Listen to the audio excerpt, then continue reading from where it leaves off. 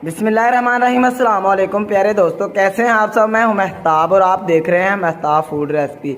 अल्लाह बरकत दे आपके खानों में, आपके रिस्क में, आपके जायकों में। तो मेरे प्यारे पे दोस्तों, आपने बहुत दफ़ा भिंडी घर में बनाई होगी, लेकिन जो तरीका, जो बातें, जो टिप्स एंड ट्रिक्स आज मैं आपको भिंडी को लेके दूंगा, आज से पहले शायद आपको किसी ने ना बताई हो।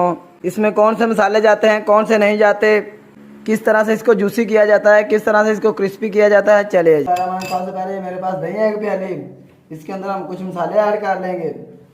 1 टेबल स्पून नमक ऐड कर लेंगे। 1/4 टीस्पून हल्दी का ऐड कर लेंगे। इसमें 1 टेबल स्पून लाल मिर्चों का पाउडर ऐड कर लेंगे। 1 टेबल स्पून कुटी हुई लाल मिर्च ऐड कर लेंगे और इसको अच्छे तरीके से मिक्स कर लेंगे।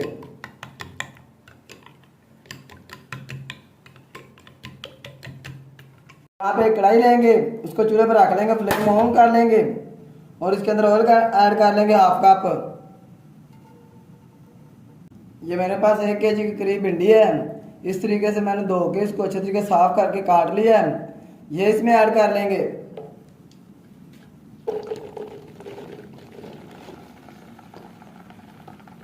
अब इसको हम तेज फ्लेम पे अच्छी तरह भून लेंगे, तकरीबन 7 से 8 मिनट।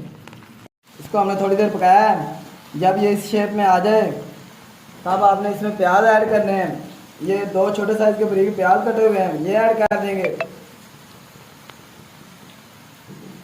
और इनको अच्छे तरीके से मिक्स कर लेंगे इसके अंदर। इसको थोड़ी देर मज़ीद पकाने के बाद अब इसके अंदर हम ऐड करेंगे टमाटर। बारीक कटा हुआ 1 टमाटर ऐड कर लेंगे और इसको मिक्स कर लेंगे। थोड़ी देर और पकाने के बाद अब इसके अंदर हम ऐड करेंगे जो हमने दही के अंदर मसाले मिक्स करके रखे थे, वो इस तरीके से। अब इसको आपने अच्छी तरह पकाना है ताकि दही है इसका पानी जो वो खुश्क हो जाए।